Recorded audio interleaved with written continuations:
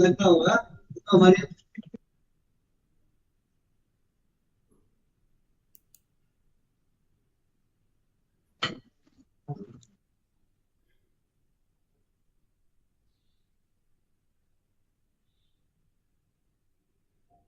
Good evening, everyone.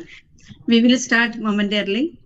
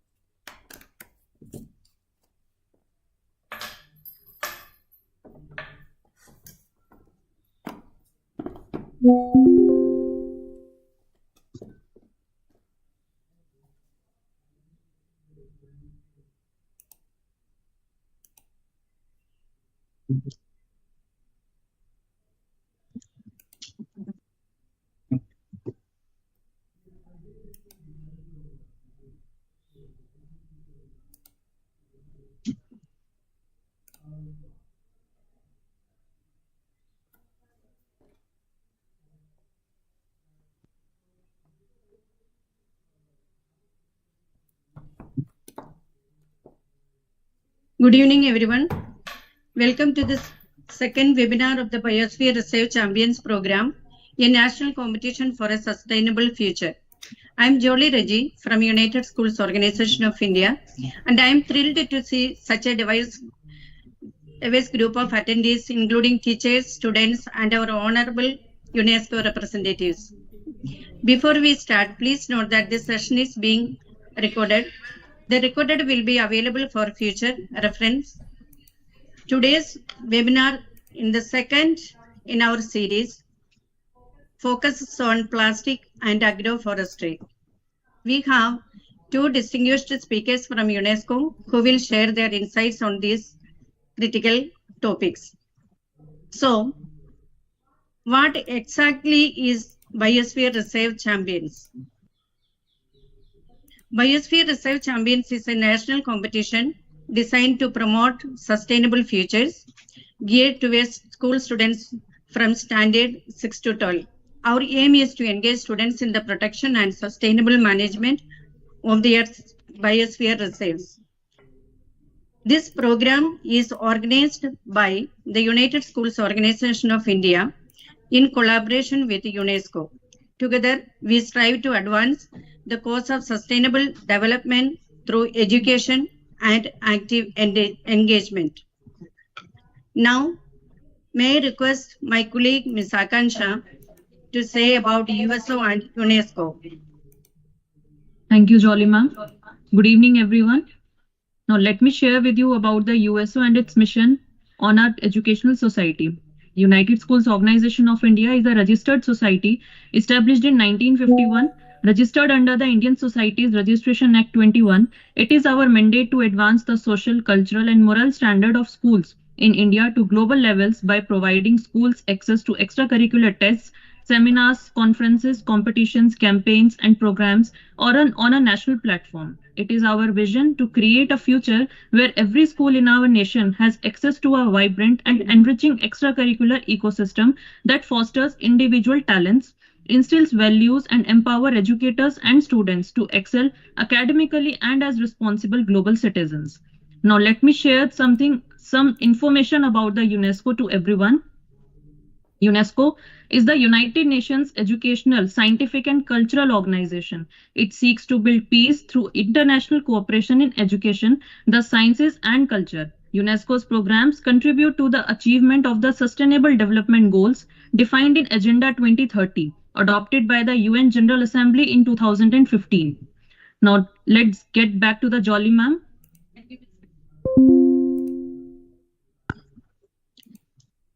Thank you, Ms. Akansha. This program focuses on 5 sustainable development goals. These are SDG 6, clean water and sanitation, 11, sustainable cities and communities, 12, responsible consumption and production, 13, climate action, 15, life on land. We are committed to contributing meaningfully to these global objectives through our discussions and activities. This program is divided into 3 phases, each designed to build upon the last and deepen our understanding and engagement with the topics at hand. Yesterday, we held our first webinar where Dr. Benno Boyer, Chief of Natural Sciences at UNESCO, and Dr. Neha Mitha, Program Specialist at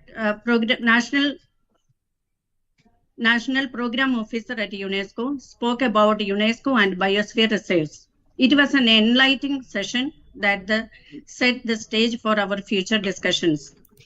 Today, we will be exploring the topics of plastic and agroforestry. We are honored to have 2 speakers from UNESCO who will share their expertise with us. Our first speaker on plastic is Mr. Reuben Malekar. He's an intern with the Natural Science Department at UNESCO. Reuben is an environmental geographer with a passion for wildlife conservation and writing about nature. He has actively written for journalistic publications in Western Europe during his studies in the Netherlands and has completed a master's study specializing in international environmental relations. Originally from Pune, Reuben has worked extensively in various wildlife hotspots in India, including UNESCO's own Pachmari Biosphere Reserve. Welcome, Reuben. Our second speaker on agroforestry is Ms. Harisri Otayot, also an intern with the Natural Sciences Department at UNESCO. She has completed her master's in forestry from Amity University, Noida. She also has a strong background in botany. She has worked on the education and awareness of mangroves under Wildlife Trust of India, Kerala, on the Kandal project. She is very enthusiastic and passionate about the environment and various conservation activities. So, again, welcome Mr. Reuben and welcome Ms. Harisri. We are very honored that you took the time to join us. I am sure this session will be fruitful for the students, those who are joining this webinar through the YouTube live link. Now, I will now hand over the control to Mr. Reuben to start your presentation. Well, thank you very much, ma'am, for your nice words and this really nice introduction. It's really nice. Good afternoon to everyone who's joining in. Thank you for tuning in, and I hope we can help you with advice to complete your final product, which I believe is a documentary and then also a script. So I will be speaking about plastic, and I'll just take a moment to share my screen. So I'm sharing my screen right now. Would be nice if someone could say if you could see. Yes, we can. Okay, great. Thank you. Yeah. Thank you. Yeah. So yes, my topic is plastic, and where can we start with plastic? I think since I was in school and since I was on the other side of the table, I've been hearing about plastic. Plastic has always been this really extreme environmental issue that seems like the solution is pretty clear, that we don't use it, but when it comes to doing it in practice, it's really difficult to do it, and there are reasons for it, and it is really issue that is something that humanity really needs to deal with. But before I start giving my presentation, I would quickly like to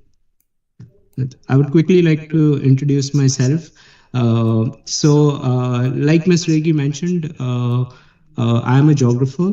My main background is in geography, and I've specialized in environmental relations. I started out working as a zookeeper, and after which I proceeded to working as a wildlife researcher. And then I started writing about wildlife and writing about all sorts of things. And today, I am at the UNESCO and doing international relations. So I've been sort of all over the place. And one thing I can tell you about plastic, it's always an issue. Like going back to my days as a zookeeper when I was 18 years old. Today I'm 27. I remember getting so many cases of everything from snakes to birds. Either they are stuck in plastic or they've either eaten up something that has plastic and which has digestion problems, and when you do the x-rays it gets stuck in their stomach and you can see it, and you have to perform just such extreme and complicated operations on these animals, where you clearly see plastic as a substance is also something that is very solid, and you can't really do anything about it when it goes into an animal's stomach, for instance. As a researcher, I've always seen that with wildlife and in biosphere reserves, it's pretty clear that animals, they don't really respect man-made boundaries. So what I mean by that is that animals keep moving around and they keep crossing forests. So for us, a forest can be a circle of land, but a neighboring forest can be a tiger's habitat to uh, go and go to the summers and back in the winters into another forest. So the routes that they take, the corridors so called, which Harishri, my colleague, would tell you about, it all involves urban landscapes where plastic is such a big problem. And that is something I really experienced during my research and my work in the field as well. As a journalist, I remember in Western Europe, I remember there was a plastic ban, and then in 2022, and I remember plastic was it was such a problem because from the other end of the aisle for businesses and for shopkeepers, plastic has become such a necessity that it's also kind of in a way it's sad because we ban the plastic, but the alternatives to plastics that are good enough as good as plastic is, they do not really exist in many cases. So that is something we need to think about, and of course, I'll talk about later. And yeah, going ahead. So of course, like I mean, I've been talking about it. We have sort of entered the age of plastic, and as I mentioned, like even when I was in school, this was a big issue, and this has been going on for quite a while, and it remains an issue. And take everything from plastic bags to lunch boxes to bottles to the spoons we use and the straws. And like I mentioned, like, you know, if you see the alternatives, I mean, even I myself, like I recently remember I was telling one of my friends like how I bought like a buttermilk from a store, and I remember the straw that they gave me was made out of paper, and I think I hardly had the buttermilk for 5 or 6 minutes, and the paper straw actually started melting within itself. So you clearly see like when it comes to like customer satisfaction, you sometimes plastic is the only way through. Like if you see it from someone who wants to sell their products. So this is like a very interesting thing when we say like plastic free. So, but do we have the alternatives? And yeah, I wanted to put this garbage can over here because as you can see, it seems like even that's plastic. So it's funny, like we are also having plastics and we dump them into a plastic. And of course, then you, of course, like I said, you speak of alternatives. But what is the alternative really? What should I do? Like what this lady that you see in the picture, she's confused. I mean, she grew up using these materials, these substances, and now she's been told it's a problem. But what is the alternative? And I have put this plan A and plan B. You might ask why plan A is the green one, because plan A is clearly not working out for us, and plan A is plastic, and we clearly need a plan B, I guess, if we think plastic is a problem, of course. So the plan B is red, but I will explain this later on why plan A is green and why plan B is red. Anyway, so I've just touched upon how plastic is in a way a necessity for us human beings. But I think, and I've spoken about why should we find an alternative when all businesses, all shopkeepers depend so much on it. I think a better question to ask on that is, if we don't change, what are the consequences of this? Now, if you can see, and I don't think this is a site that I need to show you in pictures. I'm pretty sure you've seen it in reality, in real life, that we do have these garbage dumps. We do have these landfills in Delhi, in India, even in foreign countries. And sometimes it's like it's just unmanageable because, as I said, plastic, it's a very solid substance that you can't do much about. But if you see, I've added like something that you see on petrol pumps. Like I've added like a gas filler that you use usually for your you must have seen your parents using it to fill up their cars. Not a lot of people know this, but 4 to 8% of global oil consumption goes into making these plastics. So these plastics, of course, they're not like they're not like a given for us. They have to be processed, they have to be made, and they themselves are a product in itself. It's a product that we can't deal with. So of course, with oil, 4 to 8%, which is quite a staggering amount, is being used to make these plastics, which, by the way, are this consumption of oil is actually significantly contributing to global warming. And the smiley, or the emoji as you may call, is I tried finding a lot of sun emojis and I couldn't find something that's sad. So most of the sun emojis are actually quite positive on the internet. And I would say, like, if we really want to keep the sun happy, I think we really need to do something about plastic, because this picture isn't a nice picture. I don't think anyone would agree that it's a nice picture. And lastly, I would say the third point is, again, the recycling problem. The biggest problem with plastic is that you can't recycle it, and it's just difficult to deal with. And what ends up happening is, like, you dump them in your rivers, and they take it to the oceans. And in the oceans, like, this picture is a very good representation of what happens exactly. Like, these plastics, they stay in the water. They don't like animal poop or something. They don't integrate into the environment. Like, they're not a natural part of the environment, so they just stay there.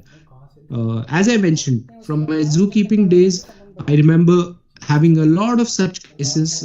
We didn't have a lot because I was working in Pune then. We didn't have a lot of marine organisms coming, but we had a lot of cases where, as you can clearly see here, it seems like the plastic is stuck in the neck of the turtle, and it just makes life hard for these animals. So that is something to think about, of what toll plastic is taking on the environment. Now, we have of course spoken of the environmental aspect, but as you can see, this really good looking person with his doctor, what I can notice in the image is he has gone for his blood test. He's happy to see his doctor. They have greeted, and then of course the doctor takes his blood test, and then of course, I mean, who likes needles? So he's not that happy. But the next part comes, where you can clearly see, like, something significant has happened in this blood test.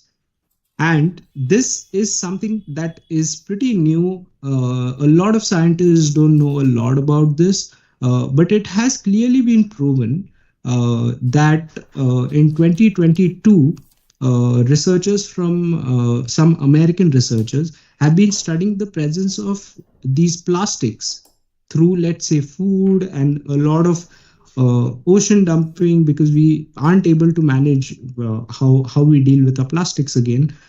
They have actually found microplastics in our bodies.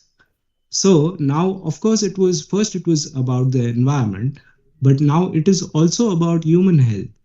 And it has been found in human blood. People ingest microplastics in more direct ways. So thousands of tons of plastics have made their way into farmland. So, like we saw with the oceans, plastic also, when it gets into the soils, it goes nowhere. It stays there. So it is there in the food that is grown in the soil, and through that it has now entered our foods. And there is not much we can do that, unless at some point, like the person I showed you before, you one day go to your doctor and your doctor tells you that there's microplastics in your body. So this is, again, like, this is no more an environmental emergency. This is no more only an emergency that is affecting the turtles in the ocean. No, it has entered our homes through our food, because the soil is polluted today. So that is something to think about. So yeah, coming back to the plan A and plan B that I was talking about. So the plan A, why is it green? It is actually, I sort of randomly found these signs, this pole of these signs. But I think these signs tell you a lot about where we are right now in our environmental fight, where we are as humans. So clearly behind, you see that I've put this really nice looking building, but there's also greenery. uh, Sometimes it might seem nowadays with all these environmental problems that all the development and all these buildings and all these cars and all the good things we have, they have sort of brought us to a place where we are just polluting the environment, and we don't have any plan to go back. Actually, I really like these signs because actually the plan A was only to survive. It was so what we have right now with food packaging, with all the plastic spoons we use, with so much plastic we need in our phones as well, in our bottles, in just everything. It's only something that, you know, so in most cases some things that we don't need at all. So I think the plan A, as I mentioned, I think initially we need to go back to the plan A. So we need to see the green as something that we are naturally. I know yesterday my supervisor, Miss Midha, gave you a nice presentation about the man in the biosphere program, and initially even conservation was something that sort of saw nature something as different and human something as different. But actually our natural roots, even we are a part of nature. So the plan B is something we don't want. So the plan B is red because that is all the wrong ways that we have taken. And plastic is clearly one of them, in my opinion. And we need to come back to plan A. That is, in order to survive on this earth, we need to find our sustainable ways in which, of course, plastic doesn't fit. Now, if you go into the history of plastic, you will, of course, see like with industrialization, with railways, with, of course, the industries that are polluting a lot of bad smoke into the air. You see that, you know, at some point, the industry and the people who make all the nice goods that we have, including our phones and cars and all these things, they figured out that plastic could be a cheaper alternative to a lot of raw materials that we use to make a lot of things. So the three very significant examples of this are where plastic actually came about. I think it was the 1920s or the 30s, was with a comb, a radio, and a telephone.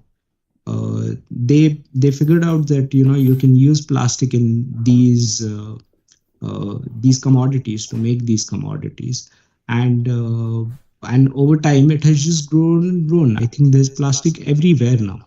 So you clearly see that this is a serious problem. We've touched upon how it has affected our human health. It is affecting our environment. And in turn, all these things are coming back and they're costing us a lot as humans, as a collective. So what can we do about this problem? Now, I gave you that example of me buying a buttermilk with my friend, and I wasn't really happy with the paper straw, where like at some point the paper just was melting in my buttermilk, which I didn't like at all. And you clearly see one of those straws which look quite the same, the compostable straws. In this picture, actually, there's also some bamboo straws, which is interesting. I haven't tried one till now. You see a paper cup. So, of course, there are these alternatives to these straws. And I think I would say like the positive thing is that a lot of companies and stuff, they are prioritizing this, and you clearly see that change happening. You just don't see it happening on a wider scale that is required to tackle this problem. But another strategy could be that now that we have plastic, it is not going away.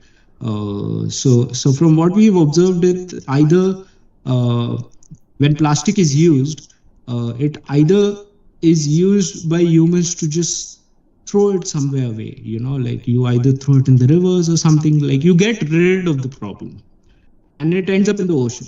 So you see, in fact, you see a lot of researchers, a lot of people in the industry actually. What they have started doing is they have started thinking of strategies of how you can use plastic to do something good. Like, can we build something that is that plastic can hold on to? So now in this picture, I would say like this picture is just a representative image, but there are examples. For instance, in India, in Chennai, I recently learned of it that they are using plastic pellets with tar to make roads, and it's actually a very interesting idea, and that is something that, to be very honest, I don't know much about, but I think that sounds like a very interesting subject to explore for you as students. And I would be really happy if one of you can just write to me about this, or if you work on your documentary about this. It sounds like a very interesting subject. And when I actually looked it up, it's actually quite an old trend. So I think it was done in 2004 or something.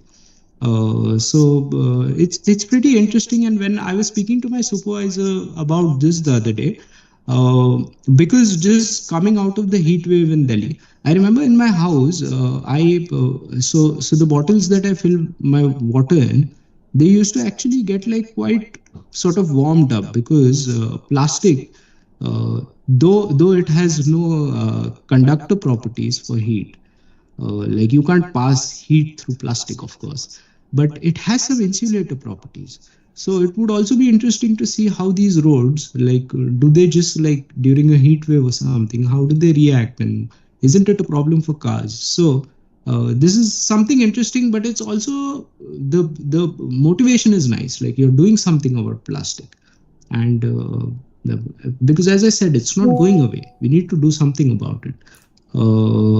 Yeah, like I mentioned, these are these pellets, and when you see these pictures, I mean, they're just like so wonderful, because you see what potential also plastic has.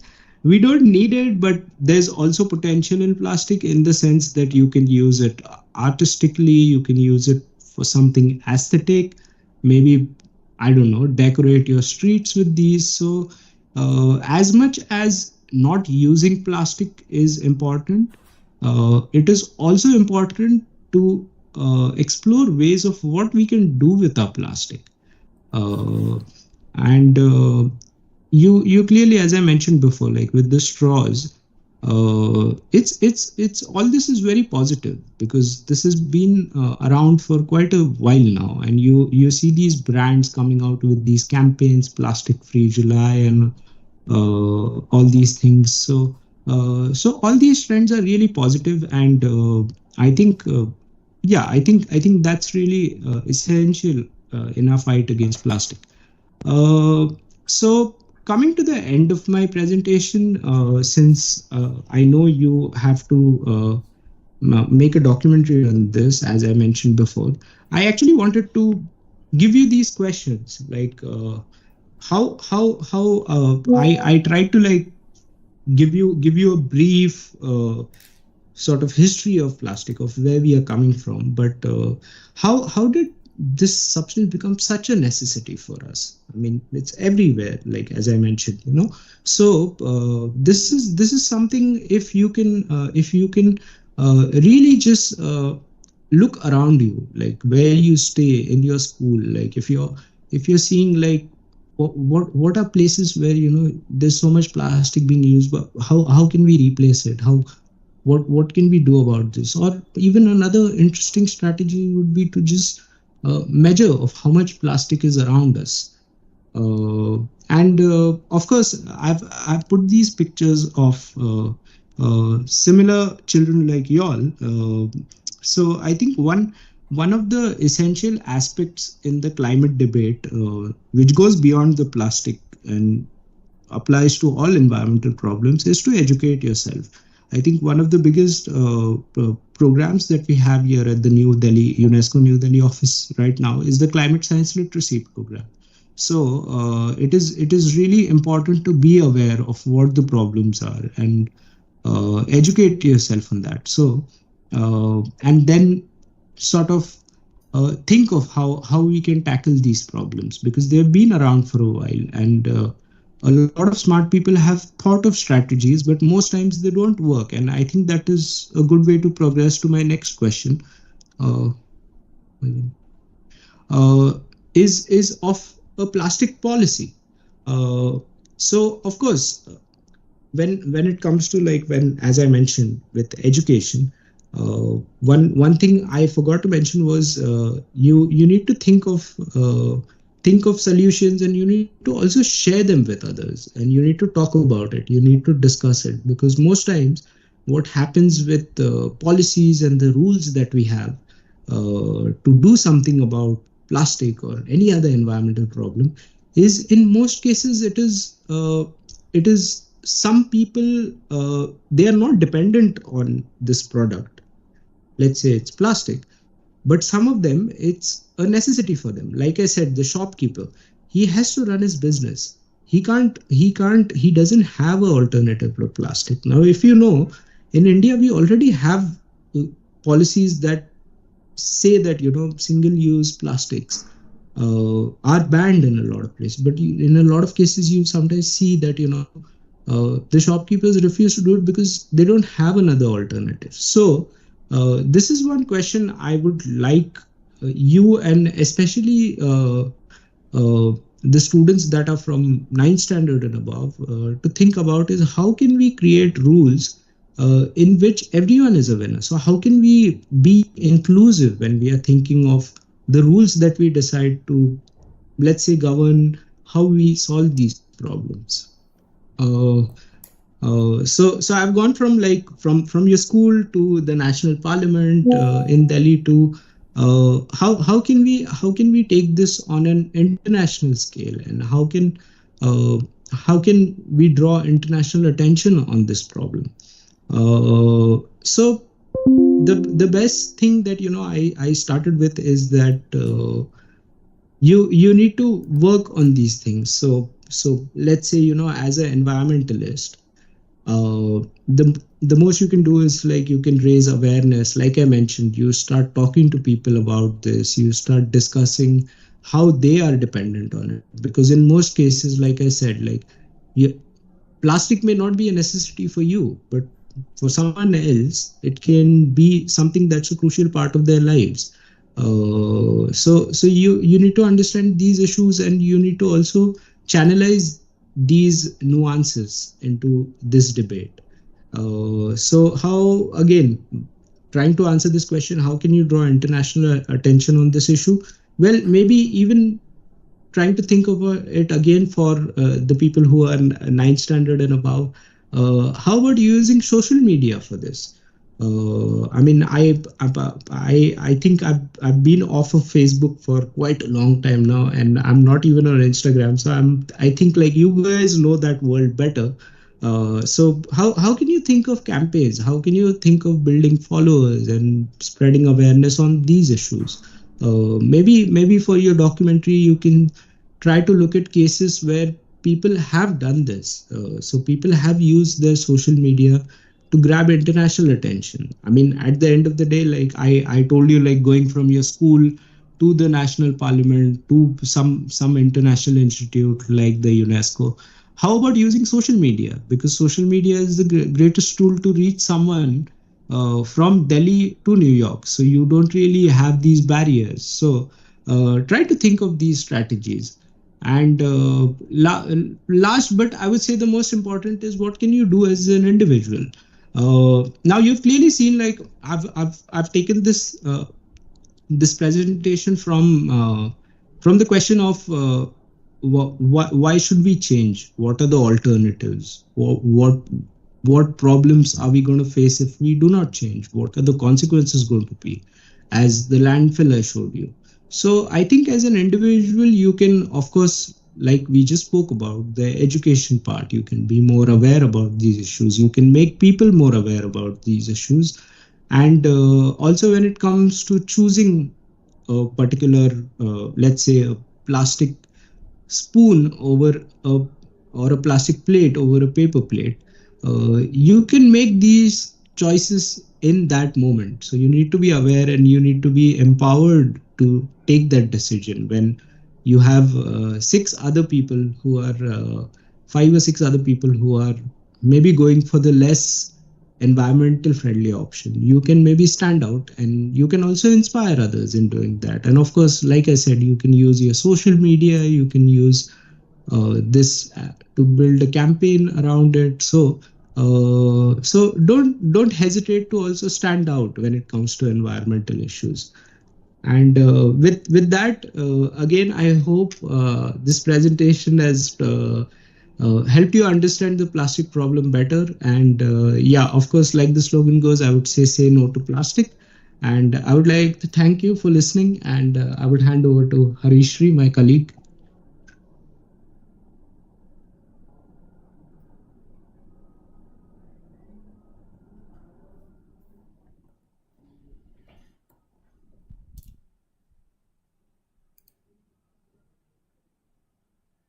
Good afternoon, students. This is me, Harishri. I am working as an intern in UNESCO, Natural Science sector. I have been interning UNESCO since February. Yeah, it's a good opportunity to explore, and like we have many things to do in our life.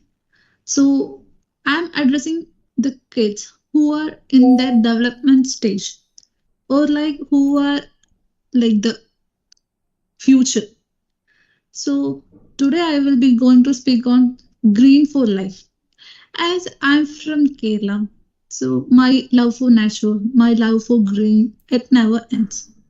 Maybe that's the one thing that holds me back to the nature, or the my love for greens. So from my childhood itself, I have seen people who have been working in nature, who have been working for farming, the uh, conservation things. Like my place is a beautiful place where we can see rivers, ponds, or the natural things everywhere. But when I shifted to Delhi, it was like I was extreme sad. I couldn't even see a good river. Even the rivers here are like blackish waters, and everything was like just opposite what I felt in my area. So, coping up with these situations in the beginning stages, that was a little bit difficult for me because I was not used to these things. So, it's like green corridors. Let me talk on my topics as the time is less, so I have to talk on my topics. Here it's the green corridor. The green corridors unite forest fragments or conservation units divided by humans or any other things from the cities. Like it may be fragmented due to many activities, maybe any natural calamity like landslides, droughts, floods, or something, or maybe anthropogenic activities like clearing forests, deforestation, hunting animals, something maybe cause this the fragmentation of a habitat, which usually leads to the degradation of a habitat. Uh, and this like green corridors are connecting are a part of ecosystem that connects previously separated by human activities.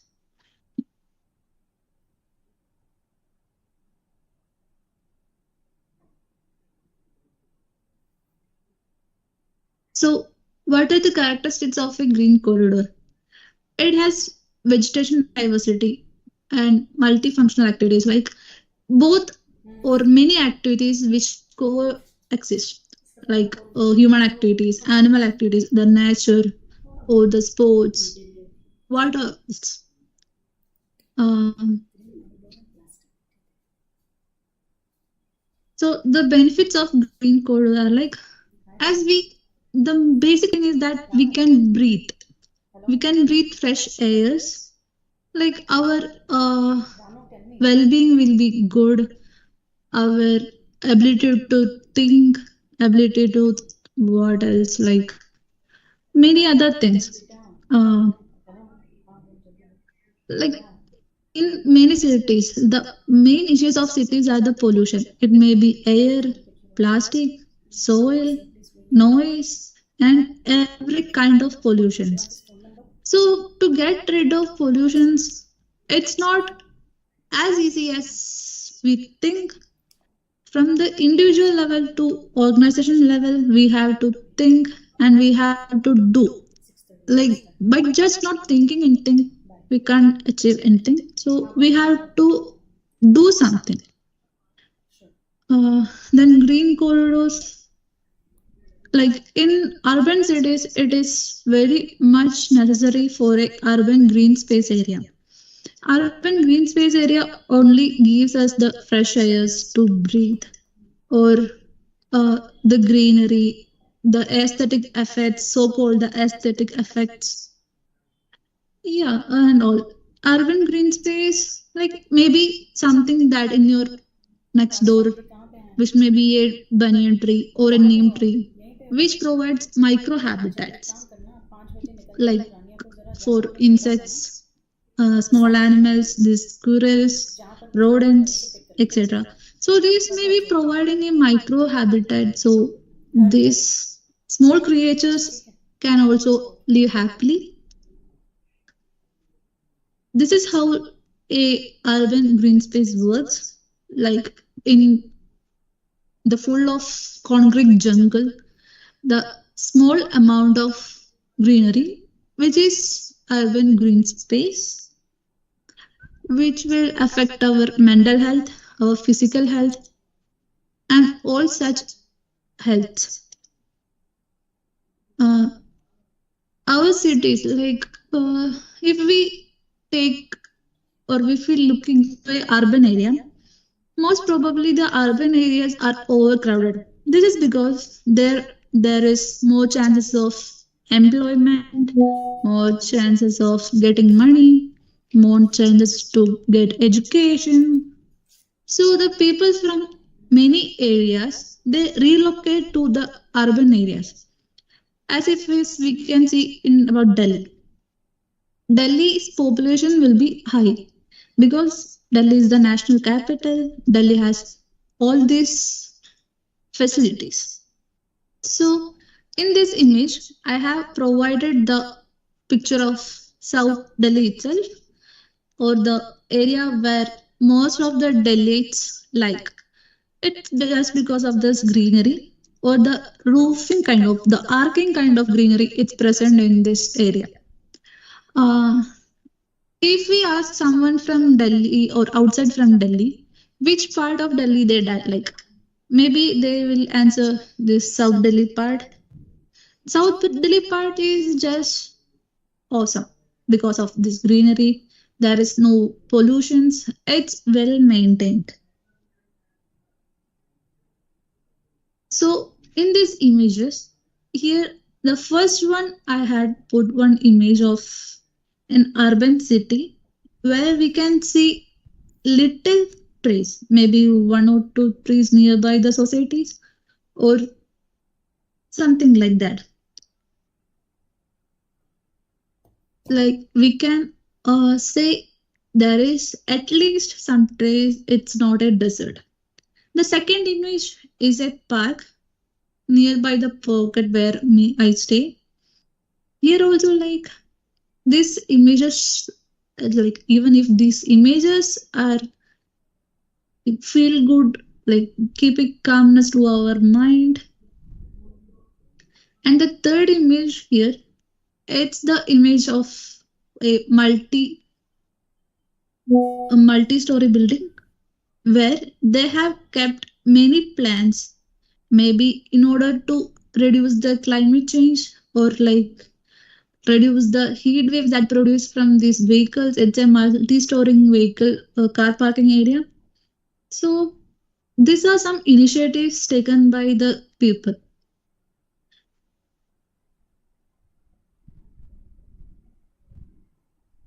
So whenever you have a little space in your surroundings, just go plant something there and just take care of them.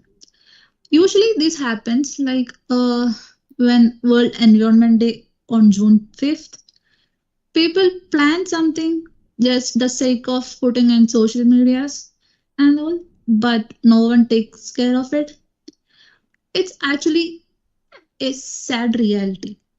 We should do something that's not just for showing social medias or to the sake of other people what they think or like that. It's not like that. So we have to do something from our inner mind. India is a country which largely depends on agriculture for their income. So, in recent years, we have seen many cases that Delhi's air quality is being very low because of the after or after procedure of these agriculture activities in Punjab and Haryana. So the people or the farmers there, they usually burns the stubbles, so which pollutes Delhi area. We know in the time of winters, usually the time of winters, Delhi's air quality is so poor. Like if I am standing in front of one person in 100 meter, I cannot or I am barely enough to see that person. That's because of the smoke, fog, whatever the things happens in winters. And the Delhi government has banned diesel vehicles or some regulations like old vehicles or even vehicles on the roads. These all are some good initiatives. Back to my topic, like agriculture was the main income. So like agriculture is not doing any ecological benefits to the environment. They are just for the income or economic purposes. So in order to do some ecological functions also, these people or researchers so-called have introduced something called agroforestry. Agroforestry is the combination of cultivating both agricultural and forestry products in the same land. It offers both ecological and economical benefits to the people. If we are talking about the agricultural products, it takes only some months for harvesting, and these forestry crops that takes 10 to 15 years for their cultivation. So as we say, it's a short time in kind of they will get money soon, and like for ecological benefits it will reduce heat, it will do something for climate change. The main thing of agroforestry is employment and revenue, like food security and nutritional food. We may be hearing that from since decades, like India has the poverty eradication program, but how many of them or how many of the authorities can say India has get ridden from poverty? No, it's not possible. Like it's not possible in soon. As I said, it's also fights our climate change as we are using forestry crops. So it's a kind of helping with climate change. Benefits of agroforestry. This agroforestry was taken or like implemented in 2014 as National Agroforestry Policy. Before it was under forestry law, so that we could not cut trees, but now it's an agricultural law, so that we can use these forestry products also for selling or for our economic activities. Benefits of agroforestry: economic, environmental, and social. These are the main components or main benefits of agroforestry. So I am speaking to a group of people whom who might be the change, who might be the change makers of a society. So there is something that we can do or you can do. Here I have added the picture of Prajakta Kohli. You guys may know her. She's a famous YouTuber, famous influencer. She has gone to COP 1828 in Abu Dhabi or UAE. She has been invited by Google and UNDP. She went for that summit to tell or to make a change about climate. So you may think, what's big in this? Like, she is just as a normal person, like a social influencer, a YouTuber who had got a good platform to convey her messages. So, like, to the end of the presentation, I have just to say something to you. Like, do it today or do it now. There are many organizations or something that which you can work together and be a part of, or like give solutions to the destructions that happened in decades back. So in my college days, I was a member of National Service Scheme, where we did lot of work in cleaning, in helping people, such things. So find it some organizations or some school level organizations or school level schemes like these ones. I don't know whether you have this national service scheme in your schools. If yes, just go and participate in that. Be a part of nature. And all. Like I have one question for you guys. It's like, are we a part of the problem or are we a solution? So thank you.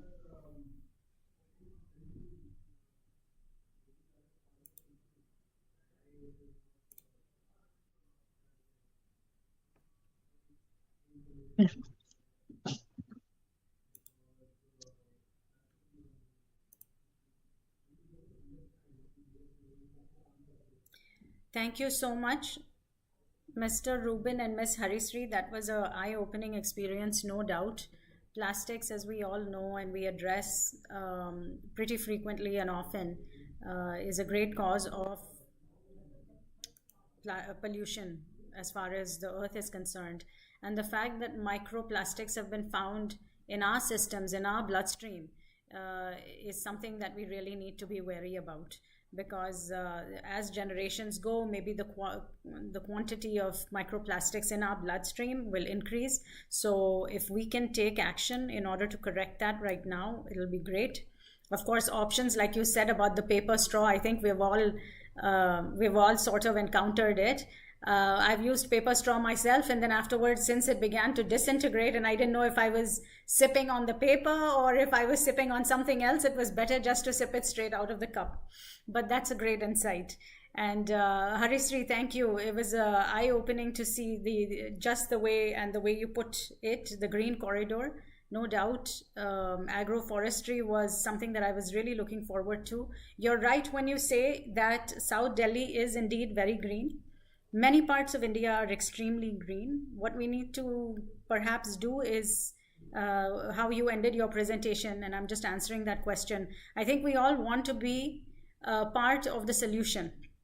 We've created the problem already, but now it's time for us to start off and find a solution to all of these effects. So thank you once again very, very much for that very insightful talk, the presentation and those discussions.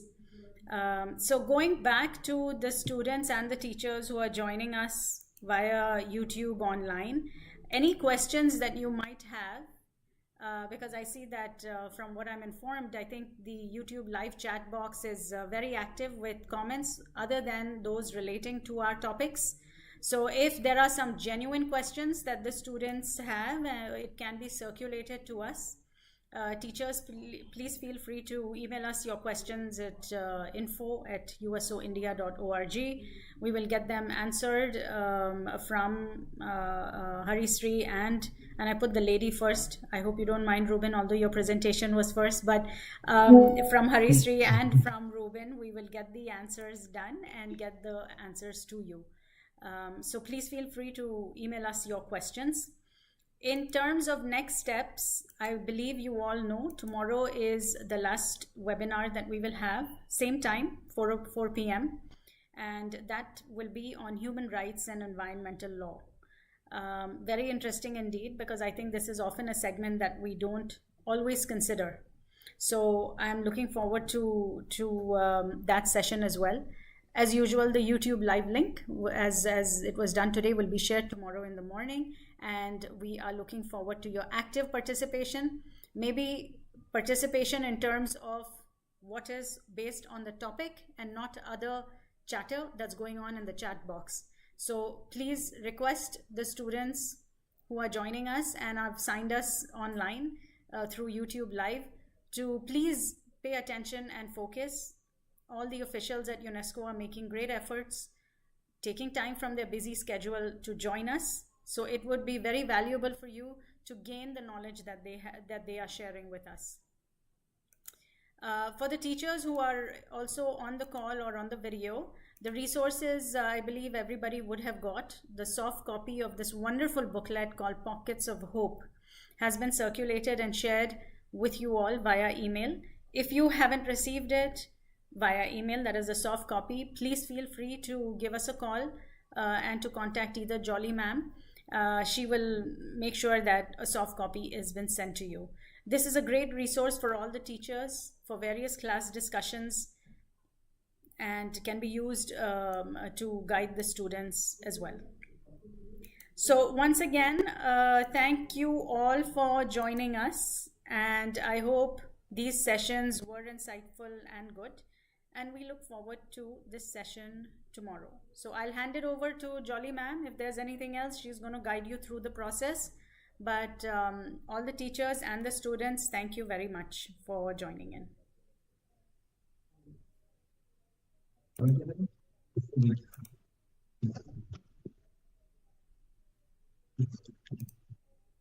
Thank you so much for everybody to attending the session. And once again, thank you, Mr. Reuben and Harishree, for sharing your knowledge and engaging with our participants. Okay. Please join tomorrow, correct time at 4 o'clock. See you then. Bye. Thank you. Bye. Thank you. Bye.